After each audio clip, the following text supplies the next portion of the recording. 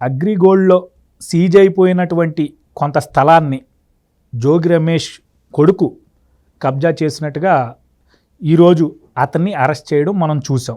అయితే దానికి సంబంధించి జోగి రమేష్ గారు ప్రెస్ మీట్ పెట్టి ఏదైనా కక్ష నా మీద ఉంటే నా మీద తీర్చుకోండి, నా కొడుకు ఏం చేశాడు అని చెప్పి ఆయన ప్రభుత్వాన్ని డిమాండ్ చేస్తున్నారు.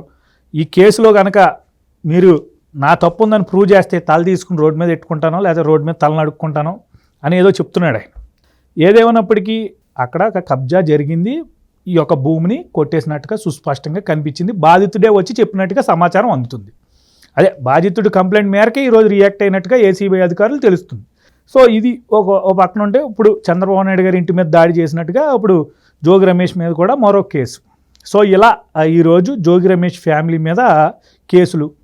అంటే ఇది ఒక రకమైనటువంటి సింపతియా కోణంలో చూడాలంటారా మనం, లేదా వీళ్ళు గతంలో చేసిన తప్పులకే ఈరోజు శిక్ష అంటారా ఏంటి? తెలుగుదేశం పార్టీ నిజంగా కక్ష సాధించిందని మీరు కూడా భావిస్తున్నారా? వారు చెప్తున్నట్టుగా ఇక్కడ వైసీపీ వారు ఒక అడుగు ముందుకేసి బీసీల మీద దాడులు అంటూ, ఒక గౌర సామాజిక వర్గాన్ని సంబంధించిన వ్యక్తి మీద దాడులు అంటూ ఇలా కులకాటు కూడా తీసుకొచ్చేస్తున్నారు. సో మీ అభిప్రాయం ఏంటి మరి దీని మీద? వరుణ్ సందేశ్, శ్వేతా బసు ప్రసాద్ హీరోయిన్గా కొత్త బంగారు లోకం అని చెప్పిన ఒక సినిమా వచ్చింది. దాంట్లో హీరోయిన్ తండ్రికి ఆహుతి ప్రసాద్ యాక్ట్ చేస్తాడు. ఆహుతి ప్రసాద్ విధానం ముఖ్యం, దేనికైనా విధానం అనేది చాలా ముఖ్యం. ఏ ఇత్తనం నాటామో ఆ కాయలే రేపు కాస్తాయి. ఇవాళ మనం ఎంపిక చేసుకునేటప్పుడు సరైన ఎంపిక చేసుకోకుండా రేపటి రోజున సరైన ఫలాలు రమ్మంటే రావు అని చెప్తాడు. సేమ్ ఇవాళ జోగి రమేష్ ఏ ఇత్తనం వేశాడో జోగి రమేష్ కొడుకు అదే పెంపకం పెరిగాడు. అంటే ఫారెన్లో చదువుకున్నాడు అంటున్నారు, మరి మనోడే చెప్తున్నాడు విదేశాల్లో చదువుకున్న కొడుకు మీద ఎలా చేయడం అనేది కరెక్ట్ కాదు, నా కొడుకు ఏం తెలియదని తల్లి గారు కూడా వచ్చి బయటకు వచ్చి చెప్తున్నారు. మనకి గ్రామాల్లో ఒక సామెత ఉంది, ఎవడన్నా అహంకారంతో మిడిచిపడతా బలహీనుల మీద దాడులు దౌర్జన్యాలు చేసేవాడిని ఆ నిమిషానికి ఈడి అహంకారం, ఈడి బలం, ఈడి కండకావరంతో వాడిని ఏం చేయలేక బలహీనులు ఏమనుకుంటారంటే, ఒరే దేవుడు ఏదో ఒక రోజు వీడికి మాత్రం సరైన బుద్ధి చెప్తాడు, ఈడు చేసే పాపాలు రేపు ఈడి బిడ్డలకు తగులుతాయి అంటారు. ఇవాళ జోగి రమేష్ కొడుకు ఉన్నత విద్యావంతుడే, ఏం డిస్ప్యూట్ లేదు. కానీ అటువంటి ఉన్నత విద్యావంతుడిని సక్రమమైన మార్గంలో నడిపించాల్సిన తండ్రి, పైగా రాష్ట్రానికి మంత్రిగా పనిచేసిన ఆయన అక్రమార్గంలో ఆస్తులు కొట్టేయటం, ఆ ఆస్తులకి కొడుకుని యజమానిగా ఎవడు పెట్టమన్నాడు? ఇవాళ నీ కొడుకు మీద అంత రంది కారిపోతే రేపటి రోజు నీది ఏదైనా సమస్య బూమరాంగ్ అయితే ఆ రోజు నా కొడుకు బలి అవుతాడు. ఇదేదో నా పేరు పెట్టుకుందామని చెప్పని నువ్వు ధైర్యం చేసి నీ పేరు పెట్టుకోపోయా? మన అధికారం ఇది ఒక 30 ఏళ్ళు శాశ్వతం. మనం ఇప్పుడు చేసే అరాచకాలు ఇవన్నీ రాబోయే ఒక 2 తరాల పాటు మన ఎవడు కదిలిచ్చేవాళ్ళు లేడు. మన నాయకుడు ముఖ్యమంత్రికి ఒక 30 ఏళ్ళు ఉంటాడు, మంత్రికి నేను ఒక 30 ఏళ్ళు ఉంటా. నేనే ఆస్తులు కొట్టేసిన వాటిని నా కొడుకు పేరిట పెట్టుకున్నా, రాబోయే 30 ఏళ్ల తర్వాత ఆ రోజు రాజెవడో రెడ్డెవడో మాకు అధికారం ఉందో లేదో ఆ రోజు నాటికి కదా, ఆ రోజు నాటికి నా కొడుకే 50 ఏళ్ళు దాటేస్తాయి. ఇప్పుడు ఈ లోటుపాట్లు ఎత్తుకులాడే వాళ్ళు ఎవరో ఆ రోజుకి మిగిలి కూడా ఉండరు అని చెప్పని ఒక దుర్బుద్ధితో దురాలోచనతో ఇటువంటి పనులకి జోగి రమేష్ ఒడిగట్టాడు. ఇవాళ దాని మూల్యం కొడుకు చెల్లించుకుంటున్నాడు. పైగా జోగి రమేష్ చెప్తున్నట్టుగా అతను ఉన్నత విద్యావంతుడు అయితే అయ్యాడేమో, కానీ అతనేం మృదు స్వభావి కాదు. మొన్న ఎలక్షన్ల సందర్భంగా పెనమలూరులో అతని ఆధ్వర్యంలో జరిగిన దాడులు దౌర్జన్యాలు చూసాం. అతను చంద్రబాబు నాయుడు గారి స్థాయి నాయకుడిని పట్టుకొని ఎంత జుగుసాకరమైన పదజాలంతో ఈ జోగి రాజు చేసిన వీడియోలు ఇవాళ తిరుగుతూ ఉన్నాయి. అంటే తండ్రి ఏ అడుగుజాడల్లో నడిపిస్తే కొడుకు అదే అడుగుజాడల్లో నడిచాడు. మనకి ఇదే చెప్పేవాళ్ళు, ఆవు చేలో మేస్తంటే దూడ గట్టుని మేదు అని చెప్పని. బరి తెగించిన ఆంబోతు చాలా అడ్డంగా పరిగెత్తుతూ ఉంటే ఆంబోతును ఫాలో అయ్యే పిల్ల లేగదోడ కూడా ఆ చాలా అడ్డంగానే పరిగెత్తుద్ది. ఆ పంట నష్టపోయే రైతుకు కదా ఆవేదన. ఇవాళ 100కి 100 పాళ్ళు ఒక తప్పుడు విధానంతో సిఐడి ద్వారా అటాచ్ అయి ఉన్న ఆస్తిని జోగి రమేష్ కొట్టేసే ప్రయత్నం చేశాడు. ప్రయత్నం కాదు, కొట్టేశాడు. అమ్మేహాడు, కొట్టేసి అమ్మేసి కూడా. అక్కడ జరిగింది ఏంటి?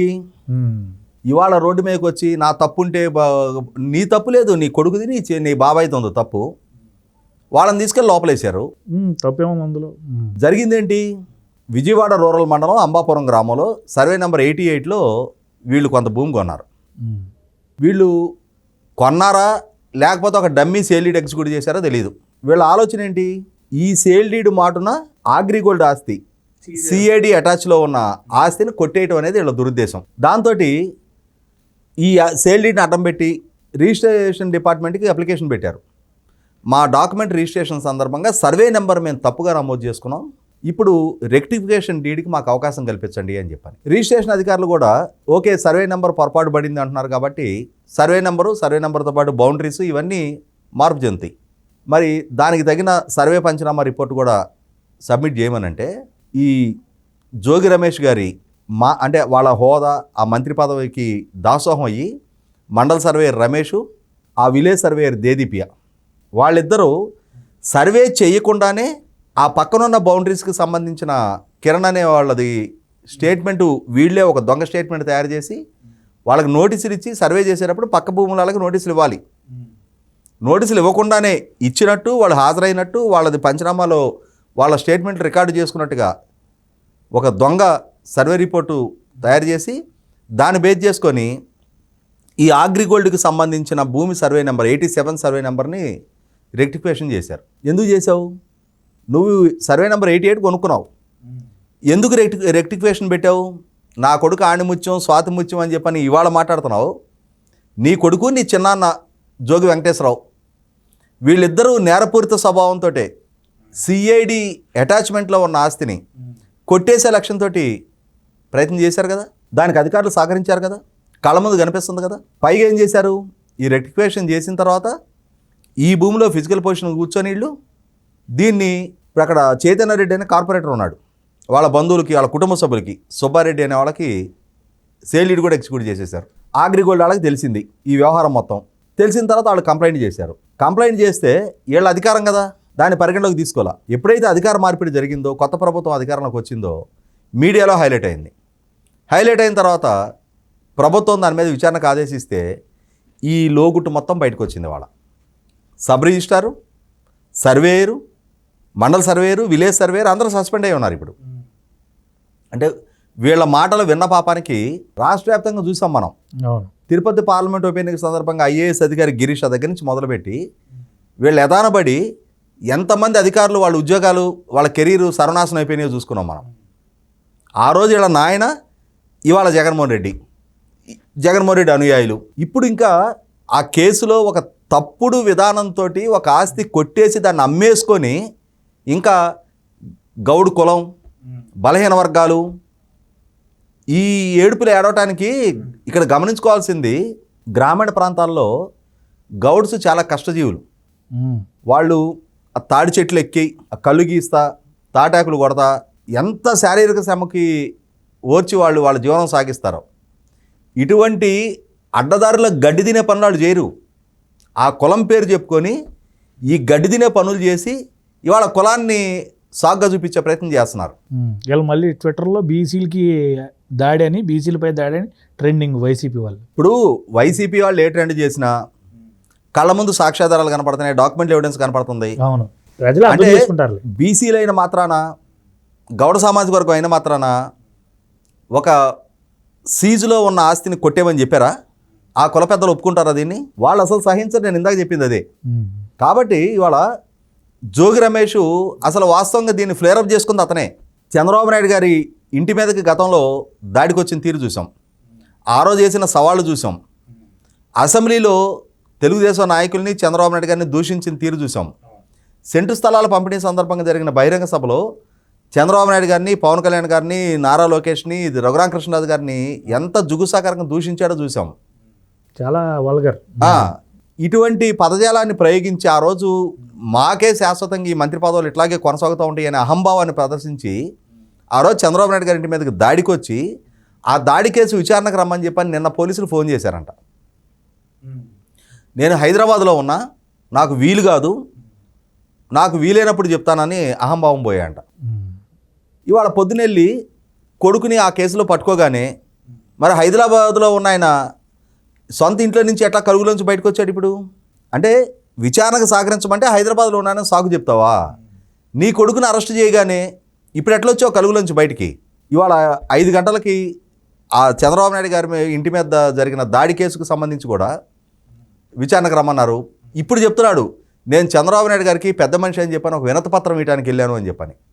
వినతిపత్రం ఇవ్వడానికి వెళ్తే మంది మార్బలంతో కర్రలు రాడ్లతో వచ్చి అక్కడ అడ్డుకోబోయిన తెలుగుదేశం శ్రేణుల్లో తలెందుకు పగలగొట్టావు? కళ్ళ ముందు నీ అకృత్యాలు కనపడతా ఉన్నాయి కదా. వినతిపత్రం అంతమంది ఎందుకు?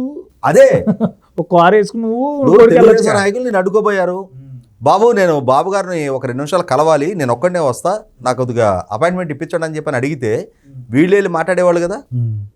నువ్వు నీ దుందుడుకు స్వభావంతో నువ్వేదో జగన్మోహన్ రెడ్డి దగ్గర మెప్పు కోసం నేను చూసావా చంద్రబాబు నాయుడు ఇంటి మీదకి దాడికి వెళ్ళా అని చెప్పని నువ్వు వెళ్ళగానే ఆయన ఎమ్మెల్యే నుంచి మంత్రిని చేసేసాడు కదా. చేసాడు, తీసుకున్నాడు, ఎంజాయ్ చేశాడు. కాబట్టి మీకు దక్కిన అధికారాన్ని ఈ రకంగా దుర్వినియోగం చేసి ఈ రకమైన అహంభావాన్ని ప్రదర్శించి ఇవాళ ప్రధాన ప్రతిపక్ష నాయకుడి ఇంటి మీదకి దాడికి వెళ్ళి ఆ దాడికి విచారణకు రమ్మంటే నన్ను కులం బీసీలు అని చెప్పి లేదు. ఇవాళ నీ కొడుకు అక్రమాలకు పాల్పడి నీ కొడుకు పాల్పడ్డా, నువ్వు పాల్పడ్డావు, నువ్వు పాల్పడ్డ పర్యవసానం నీ కొడుకు పేరు మీద డాక్యుమెంటేషన్ జరిగింది కాబట్టి వాడు అతను బైపాస్ అయ్యాడు.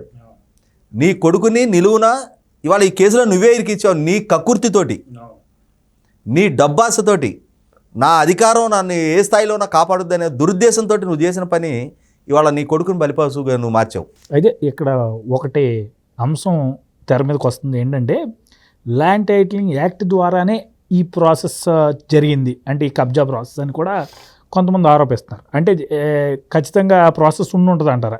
ల్యాండ్ టైటిలింగ్ యాక్ట్ ప్రేమియం ఉంటుంది అంటారా? అంటే ఇది ల్యాండ్ టైటిలింగ్ యాక్ట్కి సంబంధం లేదు. యాక్చువల్గా అగ్రిగోల్డ్ ఆస్తులు లక్షలాది మంది డిపాజిటర్లకి వాళ్ళు కోల్పోయిన డిపాజిట్ మొత్తాలని కంపెనీ దగ్గర నుంచి రికవర్ చేయడం కోసం అగ్రిగోల్డ్కి సంబంధించిన ఆస్తుల మొత్తాన్ని చంద్రబాబు నాయుడు గారి ప్రభుత్వం లిస్ట్ అవుట్ చేసి సిఐడి ద్వారా అటాచ్ చేసి వాటిని లిక్విడేట్ చేయడం ద్వారా డిపాజిట్దారులకు చెల్లించాలి అని చెప్పని ఒక నిర్ణయం తీసుకొని దాన్ని అమలుపరుస్తూ ఉన్నారు. ఆ సందర్భంగా అసలు వీళ్ళు ప్రతిపక్షంలో ఉన్న రోజున తెలుగుదేశం నాయకులు అగ్రిగోల్డ్ ఆస్తులు మొత్తం కొట్టేస్తున్నారు, అగ్రిగోల్డ్ ఆస్తుల్లో పార్ట్ అండ్ పార్సల్ అయిన హాయ్లాండ్ను లోకేష్ కొట్టేశాడు అని చెప్పని విషప్రచారం చేశారు. అసలు శిస్తు ఆస్తులు కొట్టేసిన దొంగలు వీళ్ళు ఇవాళ కళ్ళ ముందు ఎస్టాబ్లిష్ అవుతుంది. ఇంకా కులం మాటున ఈ సానుభూతి మాటను తప్పించుకోవాలని చూస్తున్నారు. ప్రజలకి ఇవన్నీ పరిగణలోకి తీసుకోవడానికి సిద్ధంగా లేరు కాబట్టే మొన్న ఓడించి కూర్చోబెట్టారు. మీ అకృత్యాలు, అరాచకాలు, మీ ఆక్రమణలు, మీ అవినీతి ఒక్కొక్కటిగా బయటకు వస్తున్నాయి. ఇవాళ ఖచ్చితంగా మీ తప్పులకి తగిన మూల్యం చెల్లించబోతున్నారు. ప్రజలు కూడా సరైన వాడికి సరైన శిక్ష పడింది అని చెప్పని స్వాగతించి సంబరాలు చేసుకుంటున్నారు.